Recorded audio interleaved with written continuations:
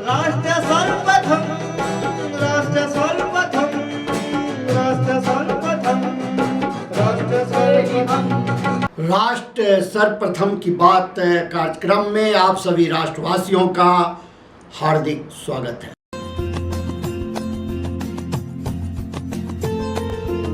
भारत के प्रधानमंत्री नरेंद्र मोदी ने आज अपनी महाराष्ट्र यात्रा के अंतर्गत 29,400 करोड़ के विभिन्न प्रोजेक्टों की आधारशिला रखी। इसमें कल्याण यार्ड रिमॉडलिंग परियोजना के साथ साथ छत्रपति शिवाजी टर्मिनस और लोकमान्य तिलक स्टेशन के नए प्लेटफॉर्म का लोकार्पण भी शामिल रहा। सूत्रों के अनुसार कल्याण यार्ड रिमॉडलिंग परियोजना के पूरा होने के बाद शहर के रेलवे ट्रैफिक और लंबी दूरी के रेलवे ट्रैफिक को अलग किया जा सकेगा, जिससे प्रदेश रेलवे की कार्यक्षमता बेहतर होगी। इस अवसर पर उपस्थित जनता को संबोधित करते हुए प्रधानमंत्री ने कहा कि केंद्र सरकार और महाराष्ट्र सरकार के सहयोग से प्रदेश में वधावन पोर्ट प्रोजेक्ट भी जल्द पूरा होगा। इस परियोजना की स्वीकृति मिलने के बाद जब इस पर कार्य शुरू होगा तो इससे 10 लाख से अधिक रोजगार प्रदेश में सृजित होंगे। उन्होंने कहा कि महाराष्ट्र के पास व्यापार, किसानी और फाइनेंस तीनों की शक्ति है और महाराष्ट्र को बड़ा आर्थिक पावर हाउस बनाना और मुंबई को फिनटेक कैपिटल बनाना हमारा लक्ष्य है। आज मुझे महाराष्ट्र और मुंबई के लिए 30,000 करोड़ रुपए के प्रोजेक्ट के शिलान्यास और लोकार्पण का अवसर मिला है। इन प्रोजेक्ट से मुंबई और आसपास के क्षेत्रों की कनेक्टिविटी और बेहतर होगी। इनमें रोड और रेल परियोजनाओं के अलावा महाराष्ट्र के नौजवानों के कौशल विकास की बहुत बड़ी योजना भी शामिल है। इनसे महाराष्ट्र में बड़ी संख्या में रोजगार का निर्माण भी होगा। आपने शायद अखबारों में पढ़ा होगा, टीवी पे देखा होगा, 2-3 सप्ताह पहले ही केंद्र सरकार ने महाराष्ट्र के लिए वधावन पोर्ट को भी स्वीकृति दी।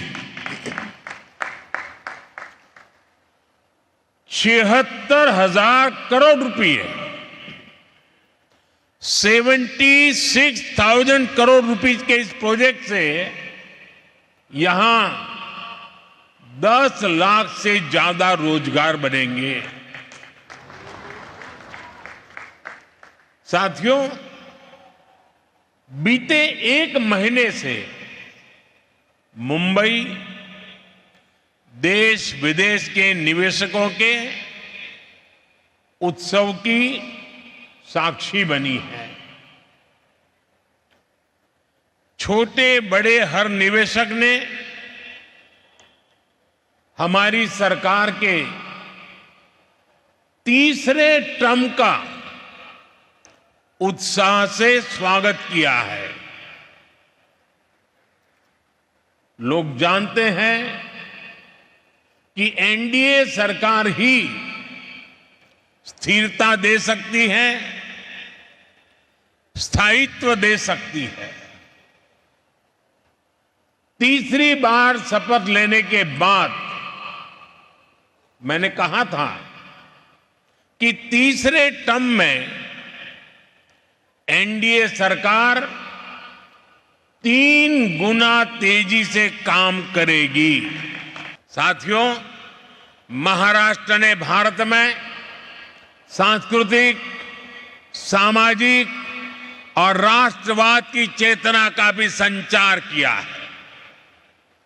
छत्रपति शिवाजी महाराज, बाबा साहब आंबेडकर, महात्मा ज्योतिबा फुले, सावित्रीबाई फुले, अन्ना भाऊ साठे, लोकमान्य तिलक, वीर सावरकर, ऐसी अनेक अनगिनत महान संतानों की विरासत यहां की धरती में है। महाराष्ट्र की महान संतानों ने जिस प्रकार के समृद्ध समाज, जिस प्रकार के सशक्त राष्ट्र की कल्पना की थी, हमें उस दिशा में ही आगे बढ़ना है। हमें याद रखना है कि सद्भाव और सौहार्द में ही समृद्धि का रास्ता निहित है। इसी भावना के साथ एक बार फिर इन विकास कार्यों के लिए आप सबको बहुत बहुत बधाई, बहुत बहुत धन्यवाद। देश के मुख्य न्यायाधीश डॉक्टर DY चंद्रचूड़ और उत्तर प्रदेश के मुख्यमंत्री योगी आदित्यनाथ ने आज डॉक्टर राम मनोहर लोहिया राष्ट्रीय विधि विश्वविद्यालय लखनऊ के तृतीय दीक्षांत समारोह में सम्मिलित होकर नवदीक्षित छात्रों को शुभकामनाएं दी व मेधावी छात्रों का सम्मान किया। इस अवसर पर जहां मुख्यमंत्री ने विश्वास व्यक्त किया कि विश्वविद्यालय के होनहार विद्यार्थी देश की न्याय व्यवस्था को नई ऊंचाइयों तक ले जाएंगे, वहीं मुख्य न्यायाधीश डॉक्टर चंद्रचूड़ ने न्याय पर अपने विचार रखते हुए विश्वविद्यालय से हिंदी में भी BA LLB कोर्स शुरू करने का आह्वान किया। हम सब जानते हैं कि सुशासन की पहली शर्त है विधि का शासन। न्याय संगत व्यवस्था हर व्यक्ति को प्रिय है और न्याय समय पे हो, समयबद्ध तरीके से हो, इसके लिए उस फील्ड के ज्ञाता, उस फील्ड के विशेषज्ञ उतने ही महत्वपूर्ण होते हैं। इस अवसर पर जिन विद्यार्थियों को आज उनकी डिग्रियां अवार्ड की गई हैं और विगत 8 वर्ष के उपरांत दीक्षांत समारोह यहां पर हो रहा है, मैं इन सभी विद्यार्थियों को हृदय से बधाई देता हूं, उनके अभिभावकों का अभिनंदन करता हूं और विश्वविद्यालय परिवार की इस बात के लिए सराहना करता हूं कि उन्होंने देर से ही सही लेकिन इन सभी विद्यार्थियों के हित को ध्यान में रख करके आज यहां पर तृतीय दीक्षांत समारोह का आयोजन किया है। बार और बेंच का बेहतर समन्वय, एक आम जनमानस आपके बीच में आता है एक विश्वास के साथ। हम लोग देखते हैं परिवार के विवाद होते हैं, लेकिन जब वह परिवार के विवाद को लेकर के बहुत बार तो छोटे छोटे विवाद होते हैं, लेकिन परिवार का ही विवाद जब आगे बढ़ता है, वो भले ही परिवार के किसी सदस्य के कहने पर न मानता हो, लेकिन जब वह किसी अधिवक्ता के पास जाता है तो अधिवक्ता जहां पर उसे साइन करने के लिए कहता वो साइन कर लेता है, आंखें बंद करके साइन करता है, क्योंकि उसका एक विश्वास है और यह विश्वास आपकी सबसे बड़ी पूंजी है। और मुझे लगता है विश्वास दोनों पर सामान्य नागरिक का बना होना ही चाहिए, चाहे वह बेंच हो चाहे वह बार हो।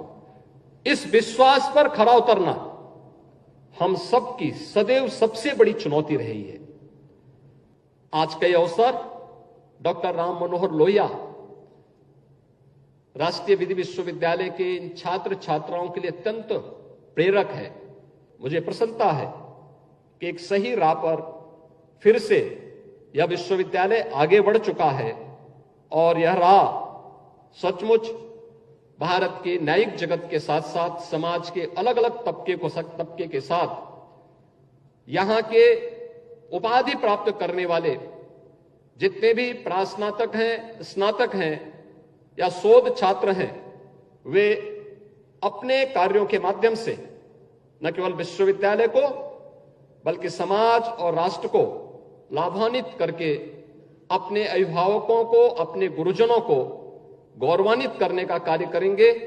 एक बार फिर से मैं उपाधि धारण करने वाले सभी यहां पे शोध छात्रों को, सभी प्रास्नातक छात्रों को, सभी स्नातकों को हृदय से बधाई देता हूं, उनके अभिभावकों का अभिनंदन करता हूं। धन्यवाद। जय हिंद। हमारा देश विविधताओं का देश है, चाहे भाषा के आधार पर हो या फिर क्षेत्र के आधार पर। उत्तर प्रदेश में ही अलग अलग बोलियां हैं, डायलेक्ट्स हैं। जहां लखनऊ में हिंदुस्तानी सुनने को मिल जाती है, वही पूर्वी उत्तर प्रदेश में भोजपुरी भाषा का असर और प्रभाव है। ऐसी स्थिति में मेरे मन में यह सवाल उठता है कि न्याय और संविधान के मूल्यों को जन जन तक कैसे पहुंचाया जाए। कानून क्षेत्र में अंग्रेजी भाषा पर जोर दिया जाता है। सुप्रीम कोर्ट और हाई कोर्ट के मामलों की सुनवाई अंग्रेजी भाषा में होती है।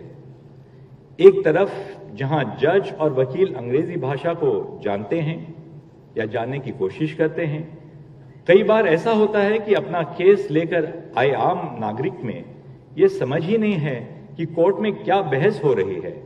आम जनता को अंग्रेजी भाषा न जानने की इसकी वजह से अपने अधिकारों और उससे जुड़ी योजनाओं को समझने में बाधा महसूस होती है।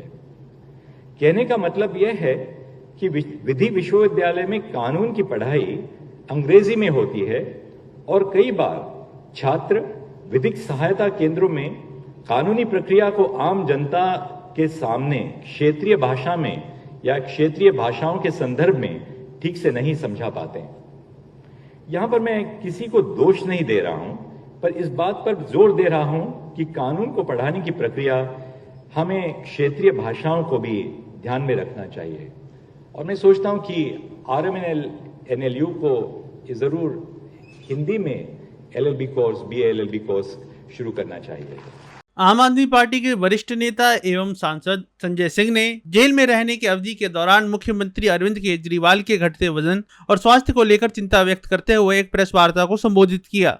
इस अवसर पर उन्होंने दावा किया कि मुख्यमंत्री केजरीवाल का शुगर लेवल 50 से नीचे 5 बार चला गया और उनका वजन 8.5 किलो जेल में रहने की अवधि के दौरान कम हो गया। सांसद संजय सिंह ने इस अवसर पर न्यायालय से इस तथ्य का संज्ञान लेने का भी आह्वान किया। ये महत्वपूर्ण प्रेस वार्ता अरविंद केजरीवाल जी के स्वास्थ्य को लेकर जो हमारी चिंता है, जो हम पहले से आपसे साझा करते रहे हैं, उसको लेके है। और ये अत्यंत गंभीर स्थिति में बात पहुंच रही है, इसलिए इसकी जानकारी आप सबको होना चाहिए। उनको गंभीर से गंभीर बीमारी हो जाए, जेल में उनके साथ कोई घटना घटित हो जाए, उनको स्वास्थ्य की कोई गंभीर समस्या पैदा हो जाए, इसकी पूरी एक साजिश, एक गहरा षड्यंत्र भारतीय जनता पार्टी और उसकी केंद्र सरकार द्वारा रचा जा रहा है। आप सबकी जानकारी के लिए बता दूं कि जब 21 मार्च को अरविंद केजरीवाल जी को गिरफ्तार किया गया था तो उस वक्त उनका वजन था 70 किलोग्राम और आज की तारीख में उनका वजन 8.5 किलो गिरकर 61.5 रह गया है।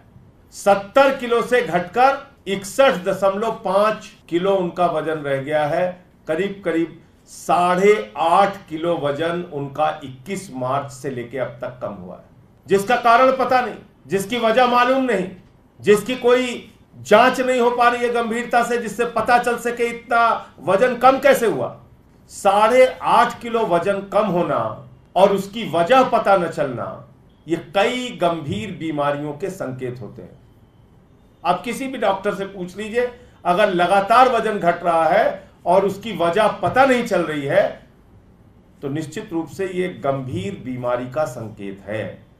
तो ये हम सब के लिए, अरविंद केजरीवाल जी के लिए, उनके परिवार के लिए, उनके चाहने वालों के लिए, दिल्ली के हों, देश के हों, उन सब के लिए गंभीर चिंता का विषय है, नंबर 1। दूसरी बात क्या हुई, इस दौरान जब से वो जेल में है लगभग 5 बार ऐसा हुआ है जब रात में उनका शुगर अचानक डाउन हुआ और वो 50 से भी कम गया, 50 से भी कम गया शुगर लेवल।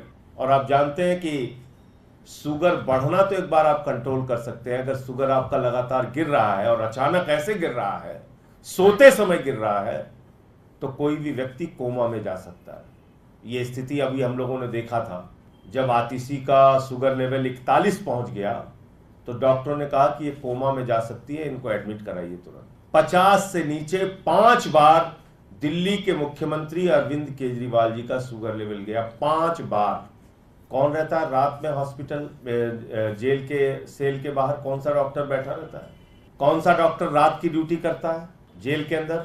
मैं खुद रहा हूं 6 महीने, आप घंटी बजाते रहिए, बहुत मुश्किल से आपको रात में अगर कोई समस्या हो गई तो ओपीडी ले जाया जाता है। तो ये सब क्यों किया जा रहा है?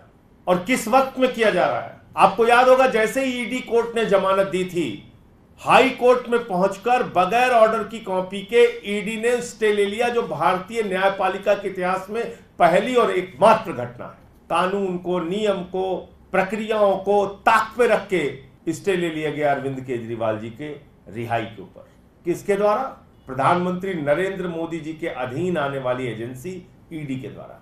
और जब हम लोगों ने कहा कि सुप्रीम कोर्ट से राहत मिल जाएगी और पक्का मिल जाएगी, ऐसा पूरी संभावना लग रही थी, ऐसी पूरी उम्मीद थी, क्योंकि जो सुनवाई के दौरान हम लोगों ने देखा था अदालत का रुख, उससे साफ लग रहा था कि अरविंद केजरीवाल जी को राहत मिलेगी। उससे ठीक पहले सीबीआई का झूठा, मनगढ़ंत, बेबुनियाद केस अरविंद केजरीवाल के खिलाफ बनाया गया।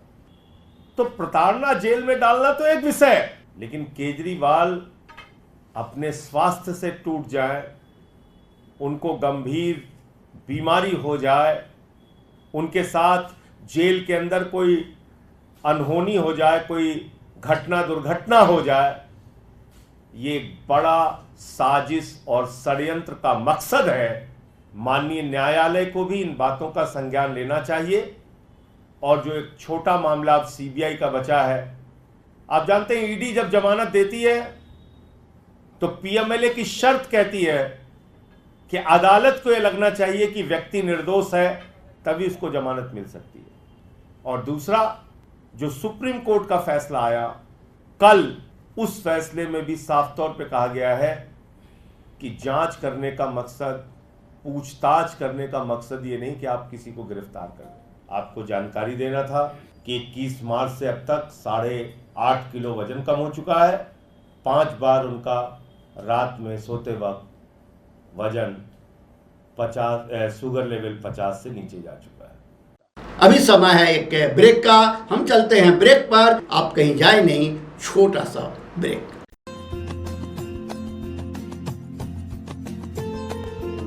Powered by Kamal Buildtech Private Limited, fulfilling promises. With our professional team and experience of delivering projects, in past we guarantee you peace of mind and top quality work in an affordable price. और अधिक खबरों के लिए आप हमारे YouTube channel दैनिक India दर्पण को अभी सब्सक्राइब करें और नोटिफिकेशन के लिए बेल आइकन को प्रेस करना ना भूलें। राष्ट्र सर्वप्रथम की बात कार्यक्रम में ब्रेक के बाद एक बार फिर आप सभी राष्ट्रवासियों का स्वागत है। भारतीय जनता पार्टी की नेतृत्व वाली केंद्र सरकार के द्वारा संविधान हत्या दिवस मनाने के निर्णय के कारण देश का राजनीतिक माहौल गर्म हो गया है। इस पूरे मुद्दे पर सरकार और पार्टी का पक्ष रखते हुए सांसद एवं भाजपा के वरिष्ठ प्रवक्ता सुधांशु त्रिवेदी ने आज मीडिया को संबोधित किया। उन्होंने 6 बिंदु सामने रखते हुए यह दावा किया कि यह इमरजेंसी तब लगाई गई जब तत्कालीन प्रधानमंत्री को चुनाव में धांधली के कारण कोर्ट ने चुनाव लड़ने से रोका था। हमारी सरकार ने जब से संविधान हत्या दिवस मनाने का निर्णय लिया है, तो संविधान की रक्षा का स्वांग रचने वाले बहुरूपियों के हृदय में बड़ी वेदना शुरू हो गई है। और वो ये कह रहे हैं कि 50 साल पुरानी बात की आवश्यकता क्यों है। बहुत स्पष्ट रूप से मैं देश की जनता को याद दिलाना चाहता हूं, क्योंकि आज की डेट में जो लोग 60 या 62 वर्ष से कम आयु के हैं, उनकी लिविंग मेमोरी में या उनकी जीवंत स्मृति में आपातकाल का विषय नहीं है। आपातकाल वो था, संविधान की हत्या क्या होती है यह समझने की आवश्यकता है। पॉइंट नंबर 1, देश के सभी नागरिकों के अधिकार समाप्त कर दिए गए थे, सभी मूल अधिकार समाप्त कर दिए गए थे। पॉइंट नंबर 2, यदि आपको पुलिस पकड़ ले जाए तो आप कोर्ट में नहीं जा सकते थे। डीआईआर और मीसा 2 ऐसे रूल थे, डिफेंस ऑफ इंडिया रूल और maintenance of internal security act, जिसके तहत आपको कोर्ट में जाने यानी बेल के लिए, बेल मिलना एक चीज है, बेल के लिए अप्लाई करने का अधिकार नहीं था। Point number 3, defence of India rule इस पॉइंट पर भी लग सकता था कि अगर किसी सार्वजनिक स्थल पर खड़े होकर आप सिर्फ इतना बोल दें कि इंदिरा गांधी की सरकार हटानी है, इतने में आपको इस प्रावधान के तहत जेल में डाला जा सकता था, जिसमें आप बेल के लिए भी अप्लाई करने के हकदार नहीं थे। पॉइंट नंबर 4, सारा विपक्ष जेल में था। पॉइंट नंबर 5, सिर्फ राजनीतिक नेता नहीं थे, 1.25 लाख से 1.5 लाख लोग, आम जनता और राजनीतिक कार्यकर्ता 18 महीने जेल में रहे। तो विषय सिर्फ इतना साधारण नहीं था। 38वां और 39वां संविधान संशोधन करके सरकार के किसी भी निर्णय पर न्यायिक समीक्षा का अधिकार समाप्त कर दिया गया था। यानी न्यायालय सरकार के किसी भी निर्णय की कोई टीका टिप्पणी समीक्षा नहीं कर सकता था। और पॉइंट नंबर 6, संविधान की प्रस्तावना, जिसे बाबा साहब अंबेडकर ने संविधान की उद्देशिका, प्रीएम्बल ऑफ द कॉन्स्टिट्यूशन, जिसे संविधान की आत्मा कहा था, उस संविधान की आत्मा को बदल दिया गया था। उसमें सेकुलर और सोशलिस्ट वर्ड डाल दिया गया था, तब जब विपक्ष पूरा जेल में था। और पॉइंट नंबर 6 के बाद पॉइंट नंबर 7, मामला सिर्फ इतना नहीं था, देश से ऊपर एक नेता को कर दिया गया था, इंदिरा इज इंडिया कर दिया गया था। तो ये कांग्रेस के 7 कृत्यों के 7 जवाब हमें आज चाहिए। संविधान की 7 तरीके से हत्या करने वाले लोग। और इंडिया इज इंदिरा का नारा कांग्रेस के तत्कालीन राष्ट्रीय अध्यक्ष देवकांत बरुआ का था। और इजराइल हमास पे संघर्ष पे प्रस्ताव पारित करने वाली कांग्रेस वर्किंग कमेटी ने आज तक आपातकाल की आलोचना करते हुए, इंदिरा जी की आलोचना करते हुए और डीके बरुआ के इस वक्तव्य की निंदा करते हुए प्रस्ताव नहीं पारित किया है। इसलिए संविधान की हत्या क्या होती है, यह समझने की आवश्यकता। और मैं एक और बात कहता हूं, महत्वपूर्ण बात यह भी है, यह हुआ क्यों था, यह इमरजेंसी लगी क्यों थी। भारत के इतिहास में एक ही उदाहरण है जब किसी प्रधानमंत्री को चुनावी धांधली और चुनाव में भ्रष्टाचार का दोषी पाया गया। श्रीमती इंदिरा गांधी को इलाहाबाद उच्च न्यायालय के द्वारा, यह आरोप नहीं था, न्यायालय के द्वारा दोषी पाया गया और इस कारण से उनकी सदस्यता समाप्त कर दी गई। वो सुप्रीम कोर्ट गई, सुप्रीम कोर्ट ने कहा कि सदस्यता तो रहेगी परंतु आपकी सांसद के रूप में कोई काम नहीं कर सकती, 6 साल लड़ने प्रतिबंध था, आप सदन की कार्रवाई में भाग नहीं ले सकती, वोटिंग नहीं कर सकती। तब ये इमरजेंसी लगाकर वो जो संविधान का 38वां और 39वां संशोधन था वो रेट्रोस्पेक्टिवली लगाया गया, यानी भूतलक्षी प्रभाव से लगाया गया कि और प्रधानमंत्री पर कोई टिप्पणी कोर्ट नहीं कर सकता, प्रधानमंत्री के किसी निर्णय की कोई समीक्षा नहीं कर सकता। इसलिए संविधान की उस घनघोर और दुर्दांत हत्या की स्मृति के लिए यह आवश्यक है। जब जब इनके हाथ में सत्ता आई है तब तब संविधान की हत्या हुई है। जितनी इनके हाथ में सत्ता आई है, अगर राज्य में आई है तो उतनी संविधान की हत्या की गई है। और 1975 उसका सबसे गहरा और काला अध्याय है। यह तो भारत की जनशक्ति की, भारत की लोकतंत्र की शक्ति की प्राण शक्ति थी जिसने उसके ऊपर विजय प्राप्त करने में सफलता हासिल की। इसलिए मैं कहना चाहता हूं कि कल तक जो संविधान की हत्या के मुसलसल गुनहगार हैं, वही आज संविधान बचाओ के फर्जी झंडा बरदार हैं। भाजपा दिल्ली प्रदेश के अध्यक्ष वीरेंद्र सचदेवा, सांसद बांसुरी स्वराज और अन्य नेताओं ने दिल्ली गवर्नमेंट टीचर एसोसिएशन द्वारा 5000 टीचरों के तबादले वापस लिए जाने के अवसर पर एनडीएमसी कन्वेंशन सेंटर में आयोजित एक कार्यक्रम को संबोधित किया। इस अवसर पर दोनों नेताओं ने शिक्षकों द्वारा दिल्ली के विद्यालयों में किए जा रहे कार्य की प्रशंसा की और आम आदमी पार्टी के नेतृत्व वाली दिल्ली सरकार के फैसले की निंदा की। सांसद बांसुरी स्वराज ने इस अवसर पर भाजपा प्रदेश अध्यक्ष वीरेंद्र सचदेवा और उपराज्यपाल वीके सक्सेना की भी तारीफ की। उन्होंने कहा कि उपराज्यपाल ने सभी शिक्षकों को बेहद संवेदनशीलता के साथ सुना और समस्या का जल्द से जल्द निराकरण किया। शिक्षकों का संबंध बाल्य जीवन से अगर बालक के मन पर आता है और कैसे पूरे परिवार के साथ आत्मीयता बनती है, उसका एक जीता जागता उदाहरण यहाँ इस सभागार में। हम 5 भाई हैं और मैं सबसे छोटा हूँ। हम 5 भाई एक टीचर से पढ़े, स्वर्गीय श्री दीननाथ अरोड़ा जी, जिनके पुत्र भरत अरोड़ा जी मंच पर बैठे। तो इसी तरह से जब आप भी जहाँ जहाँ आप शिक्षा का प्रवाह करते हैं तो आप सिर्फ एक बच्चे को नहीं पढ़ाते, आप पूरे परिवार को साथ बांधते हैं। उस परिवार में भी आपके व्यक्तित्व का असर उस बच्चे के माध्यम से जाता है। इसलिए मेरे गले ये बात नहीं उतरती थी कि 10 साल हो गए इसलिए ट्रांसफर कर दिया गया। शिक्षक अगर खुद चाहता है कि मुझे कहीं जाना है, उसका कहीं घर बदल गया है या उसके परिवार के कारण कोई समस्या, तो उसके लिए पॉलिसी बननी चाहिए। या जो शिक्षक रिजल्ट नहीं दे पाता किसी भी कारण से, उसके लिए कोई पॉलिसी बननी चाहिए। लेकिन इसलिए हटा देना कि आपको 10 साल हो गए, मैं इस बात से कतई सहमत हूं। और इस तरह से करने का कोई कारण भी नहीं। चुनाव से पहले शिक्षकों का तबादला, हम राजनीतिक लोग हैं इसलिए राजनीतिक भाषा में बता रहा हूं। मैंने इसे उद्योग के रूप में लिया कि कैसे दिल्ली के चुनावों में मैं इनका शोषण कर सकूं इसलिए मुझे इतने ट्रांसफर करने हैं। ये सरकार की साजिश, ये सरकार की सोच। कैसे रातों रात 5 टीचर आप ट्रांसफर कर सकते हैं?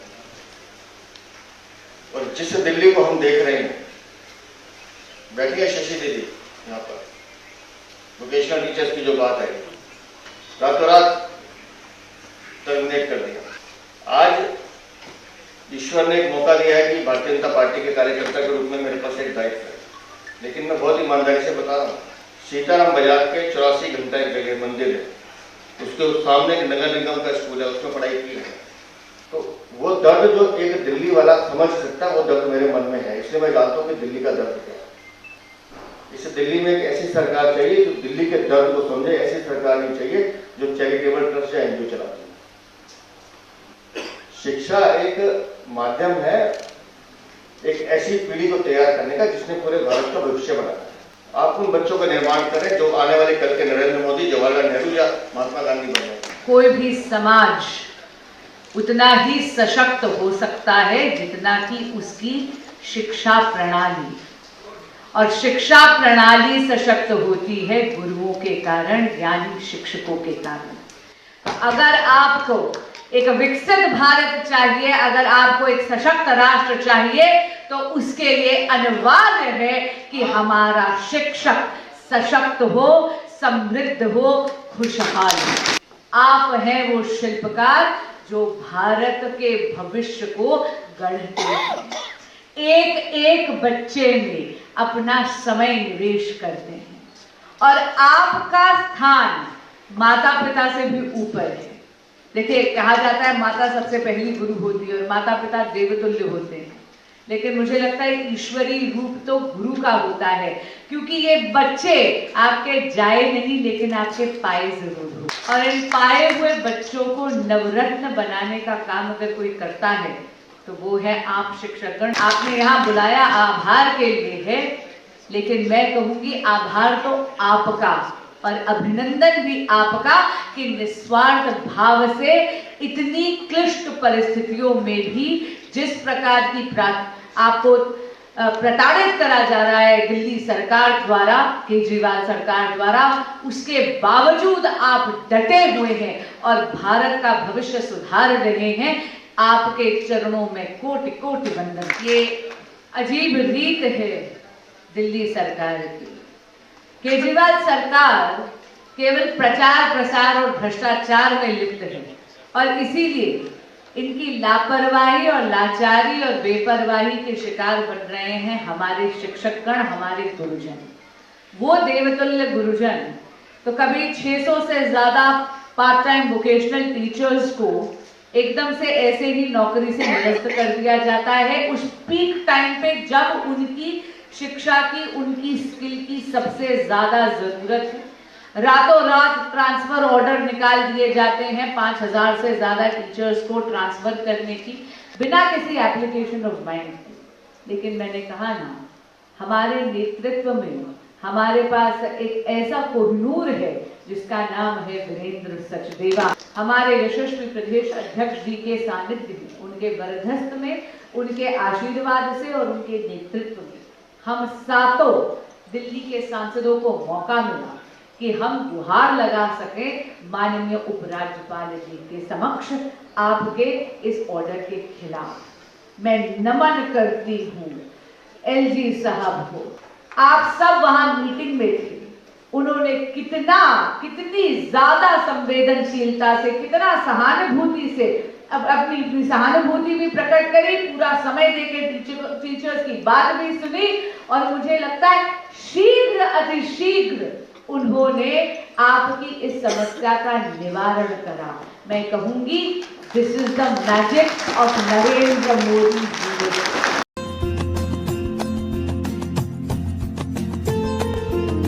और अधिक खबरों के लिए आप हमारे YouTube चैनल दैनिक इंडिया दर्पण को अभी सब्सक्राइब करें और नोटिफिकेशन के लिए बेल आइकन को प्रेस करना ना भूलें। आज हम इस कार्यक्रम में आपसे विदा लेते हैं।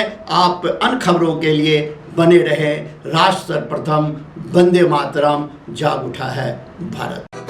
राष्ट्र सर्वप्रथम, राष्ट्र सर्वप्रथम, राष्ट्र सर्वप्रथम, राष्ट्र सर्वप्रथम